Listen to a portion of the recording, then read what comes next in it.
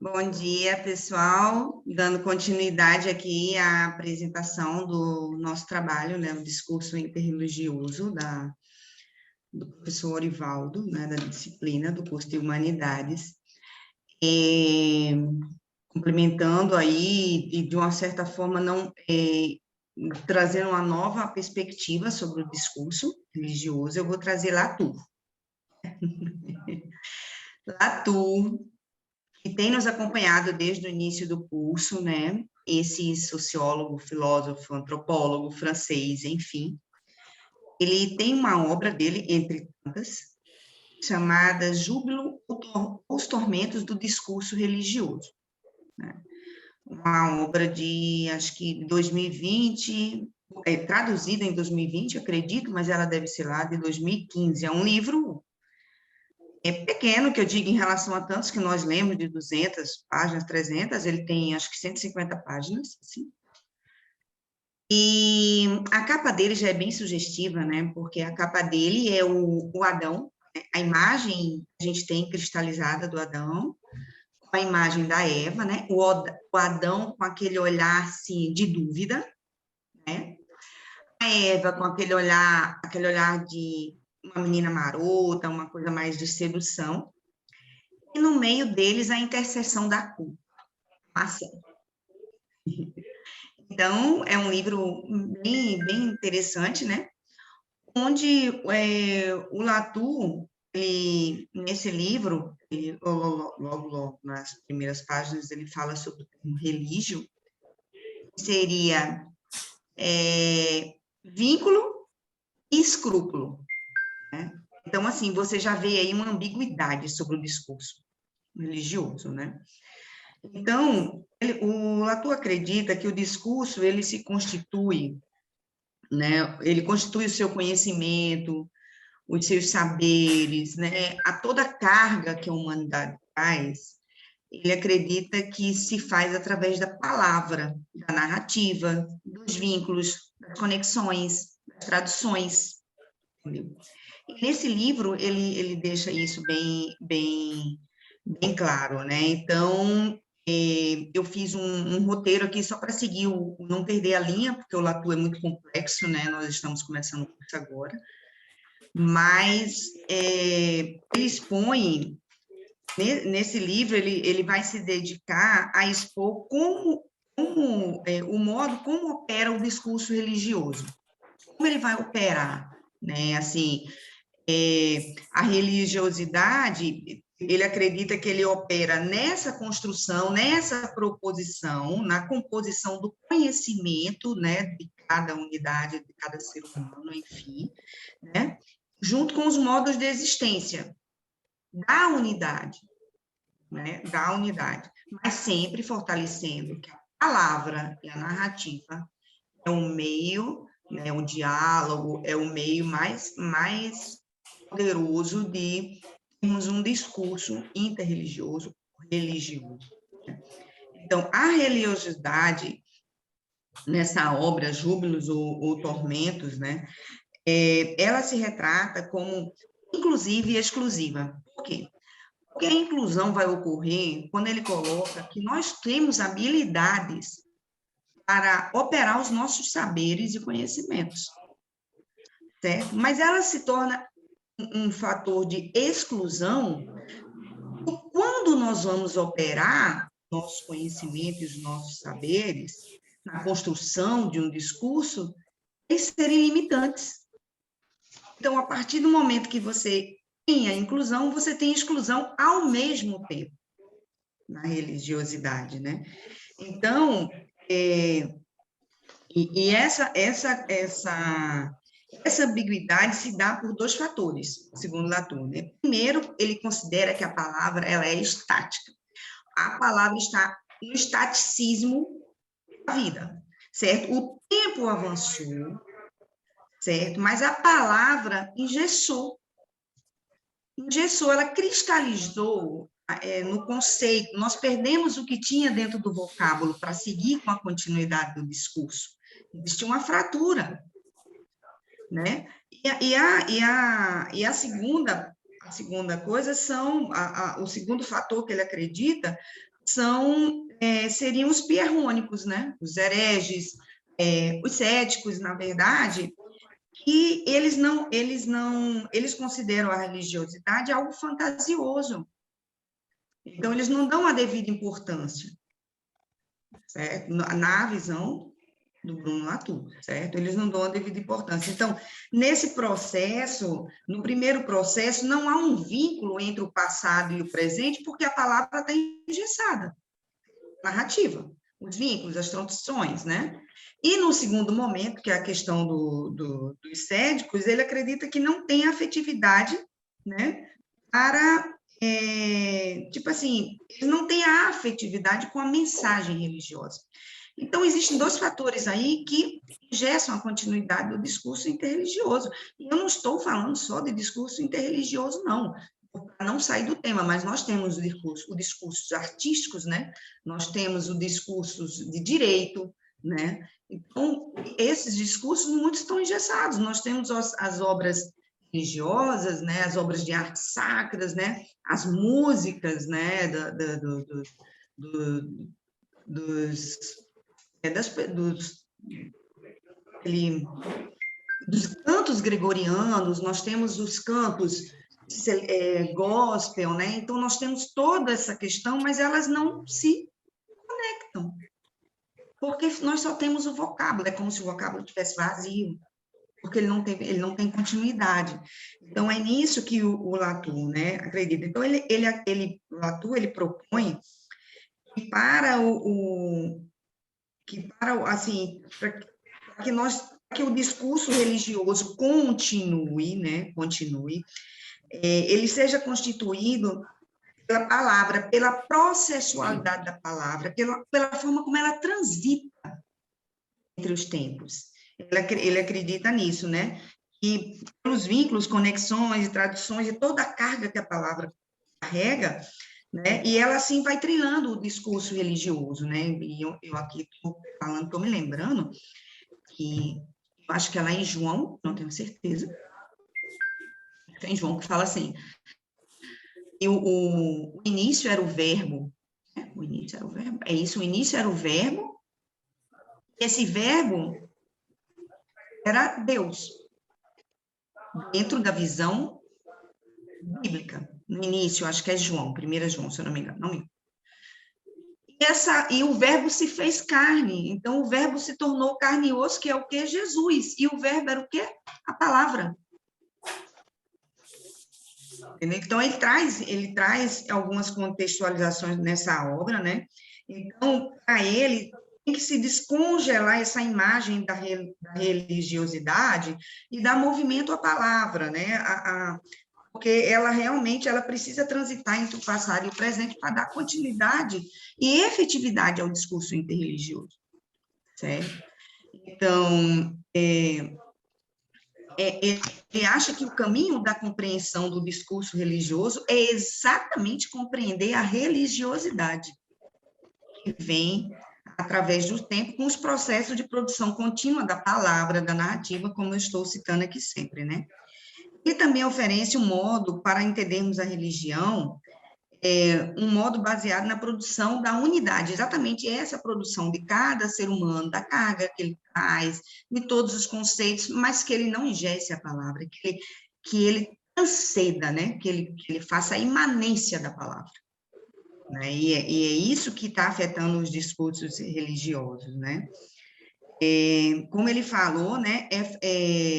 Infindáveis conflitos que existem entre a ciência e a religião, na verdade, entre o povo que espera, né, genuinamente com a fé a ressuscitação, e os caminhos que a igreja segue, existe um buraco negro imenso, quase intransponível, cada vez mais intransponível, entendeu? E ele expõe também que entre essa fé, nesse buraco negro, essa vontade que nós vamos avançar nessa situação do discurso religioso, né?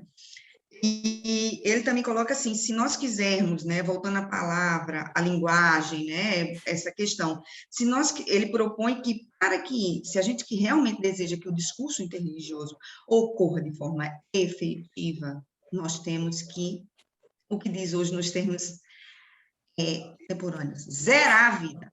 O que ele gosta de usar, e o Orival também gosta muito desse termo, temos que nos desortizar, que é esse o termo. Eu tenho dificuldade de falar essa palavra, porque ela tem um X no meio, mas é como se você tivesse assim, você tem que se livrar das suas metáforas, de tudo que você acredita, do que você construiu, mas aí ele já tem uma preocupação de quem é o guia espiritual que vai nos guiar para saber se realmente já estamos, de fato, hábitos, se nós realmente nos desortizamos, entendeu? Então, porque ele acredita que essa desortipação vai acontecer, e aí nós vamos passar nesse buraco negro, transpor, dar continuidade, entendeu? E esse buraco negro que ele acredita, né, esse vácuo imenso que existe, eles são oriundos de ocasiões perdidas, de tempos, de coisas que ficaram, porque a palavra realmente foi engessada, né, conforme ele. E aí, né, um bom e único, assim, iníciozinho de uma luz no fim do túnel, de um diálogo, né, de um amor mais, de uma pregação mais amorosa, né, talvez de uma empatia, seria o que temos hoje o Papa Francisco. Não estou falando de religião, estou falando de um líder. Né? Ele tem, mas o Papa Francisco ele não gesta sozinho. Ele é cercado de conservadores, né, de tradicionalistas, né? Quem lê O Nome da Rosa sabe do que eu estou falando, né? Das tradições de manter essa narrativa bloqueada, né? Então, assim,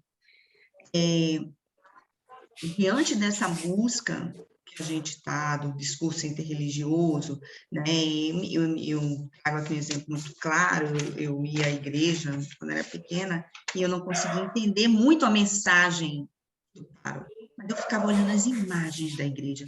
As imagens, elas constroem a história religiosa. Lógico que a religião sempre teve um enfoque fortíssimo na história.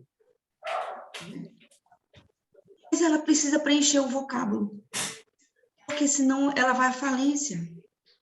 Porque são muitas, mas todas com a palavra engessada.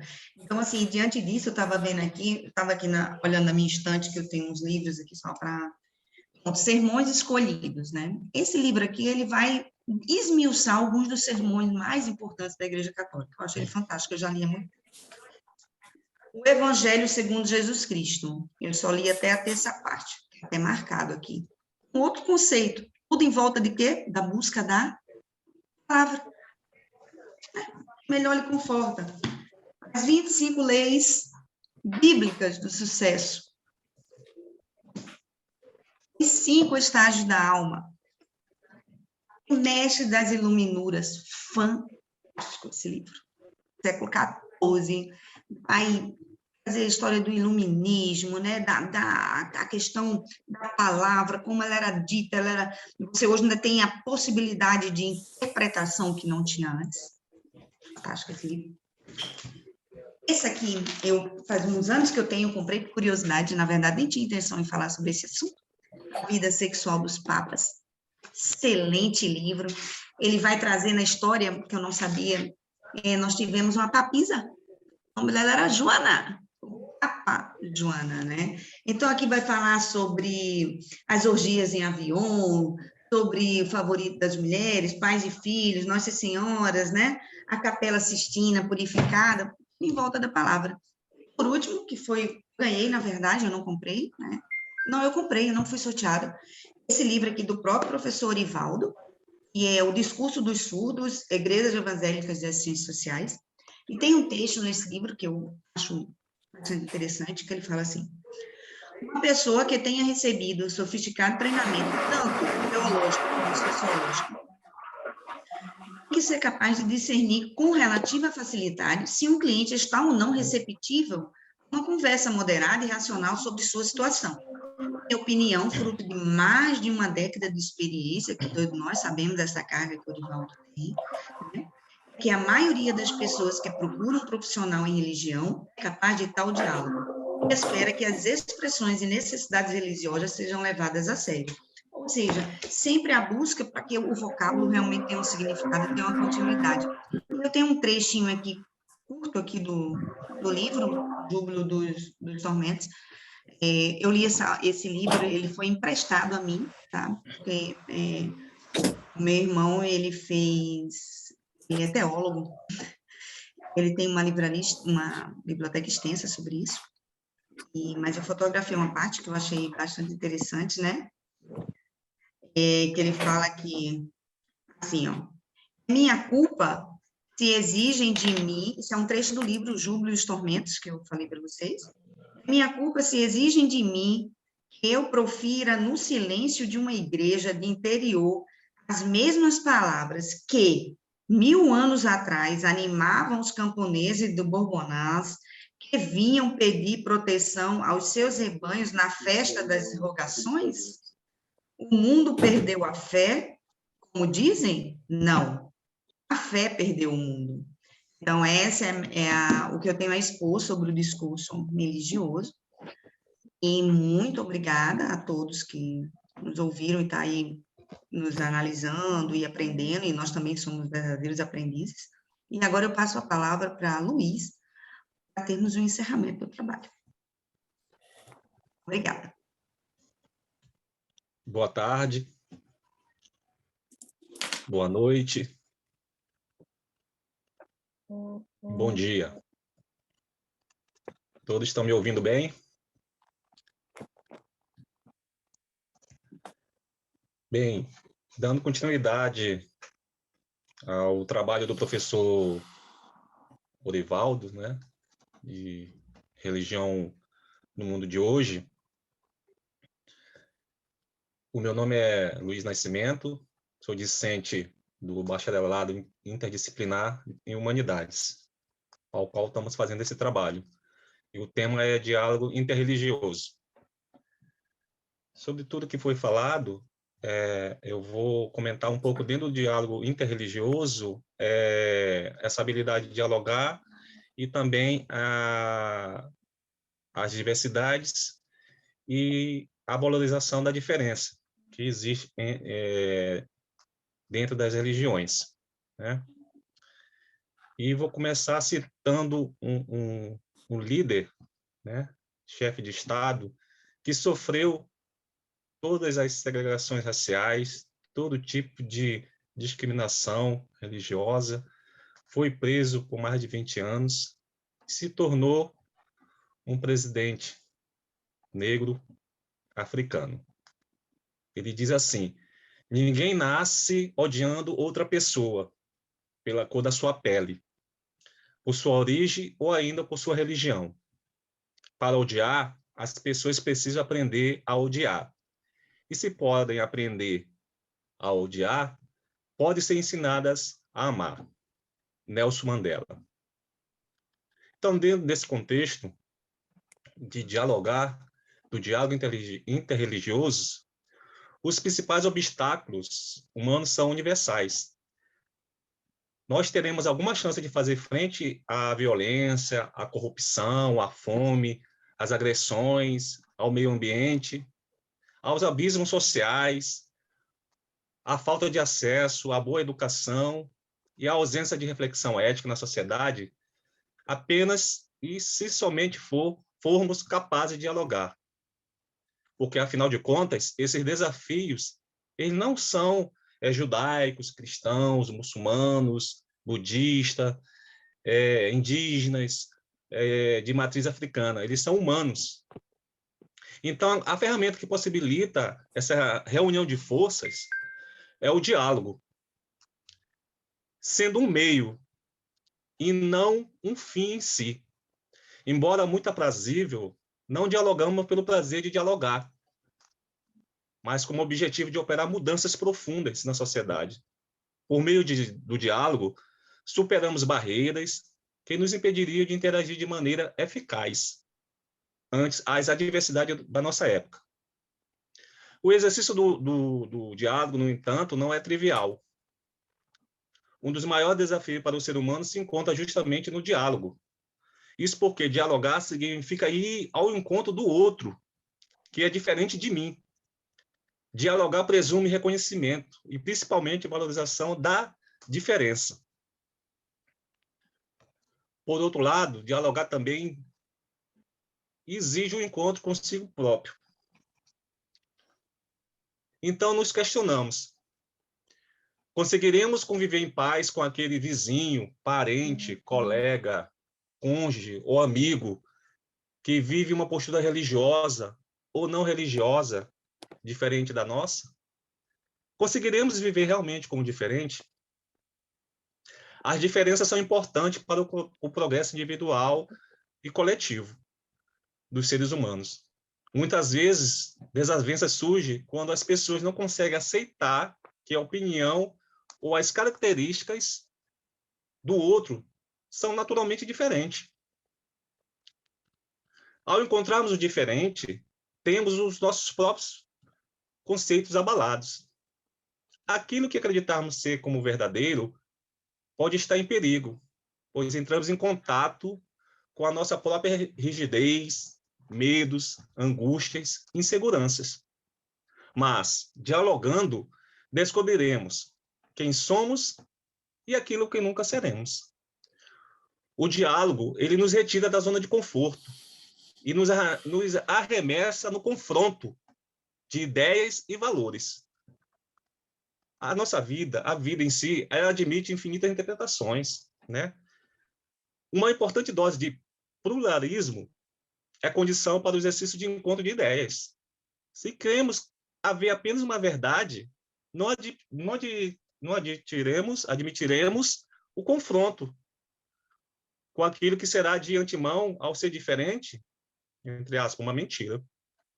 Todavia, ao pressupor que o mundo é composto de nuances e tonalidades, estaremos equipados com faculdade de escutar aquilo que destoa um pouco e radicalmente daquilo que cremos.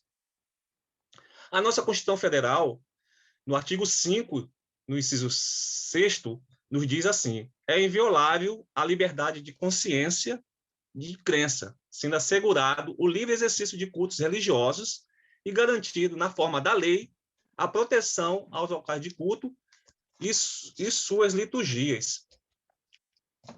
Ora, estar disposto a dialogar sobre religião é enfrentar desafios dos quais os mais difíceis.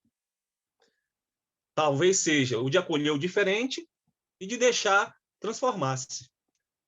Cada pessoa possui conceitos sobre si e sobre o entorno, que serve de referência para a adoção de posicionamentos e para ações.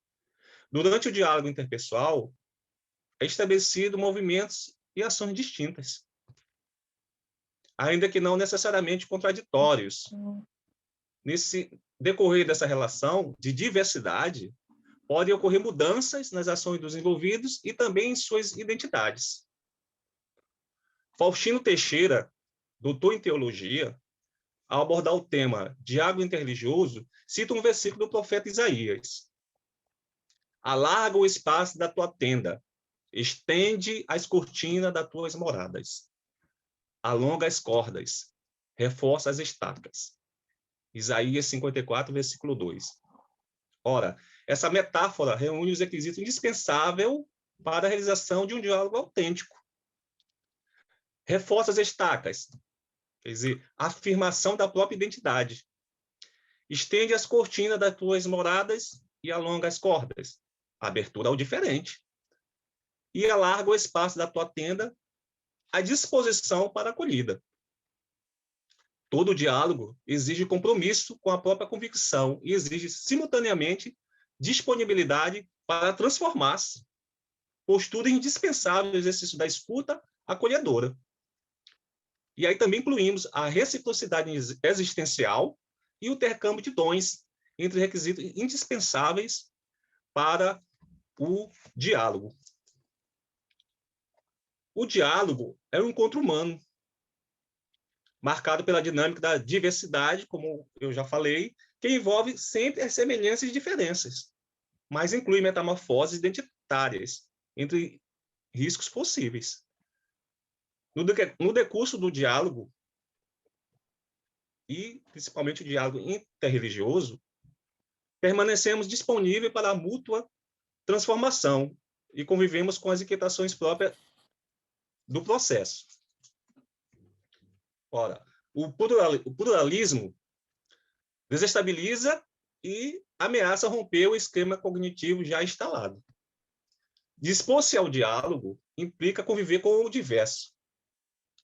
Faustino Teixeira aponta algumas pistas para a realização de um bom diálogo, como aqui bem já falado no início do nosso trabalho aqui exposto pelo nosso colega Heronides, que é a humildade, a abertura ao valor da alteridade, que é a diversidade, fidelidade própria à tradição, disposição para buscar a compartilhada da verdade e a capacidade de compaixão. Ele nos dá esses caminhos para que a gente tenha um diálogo interreligioso.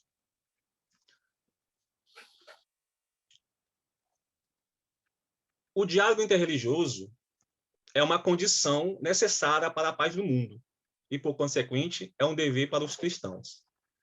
Essas são palavras do Papa Francisco na sua exortação apostólica, escrita em 24 de novembro de 2013. Ora, de fato, à medida que cresce a comunicação global no mundo contemporâneo, se dá simultaneamente o encontro de diversas formas de religiões. Uma oportunidade de criar uma relação mútua que favorece o diálogo, o respeito e a cooperação entre as diversas religiões presentes no planeta, além de abrir novos caminhos que colaboram com o tão sonhado crescimento da paz. O despertar da necessidade do diálogo interreligioso foi favorecido pelas rápidas mudanças no mundo e pelo aprofundamento do mistério da Igreja, como o sacramento universal da salvação. Essas são palavras do líder religioso, o Papa João Paulo II. Ora, as exigências da paz e o pluralismo religioso tornaram o diálogo interreligioso como contato mais necessário. Da mesma forma, constatamos que a experiência missionária tornou possível o surgimento de novas aproximações, ao mesmo tempo que se sensibilizaram para a necessidade de se relacionar de uma maneira nova com os seguidores de outras religiões, para se tornar possível que a Igreja se faça presente e compreendida. Observamos que, apesar dos avanços alcançados, né, ao longo do tempo, notamos que a questão do diálogo interreligioso é ainda hoje um desafio para o pensamento teológico e para distintas instâncias das igrejas. Não podemos nos esquecer de que o diálogo interreligioso é uma dimensão integral da vida humana e também da missão das igrejas. Por sua natureza, o diálogo interreligioso faz um apelo à abertura ao encontro interpessoal. Citando aqui um filósofo alemão, Martin Buber, nos explica que é na relação com o eu-tu que o sujeito constrói e aperfeiçoa a sua identidade, ou seja, a relação com o seu semelhante. E aí trata-se de uma experiência humana fundamental e passagem obrigatória no caminho da autorrealização.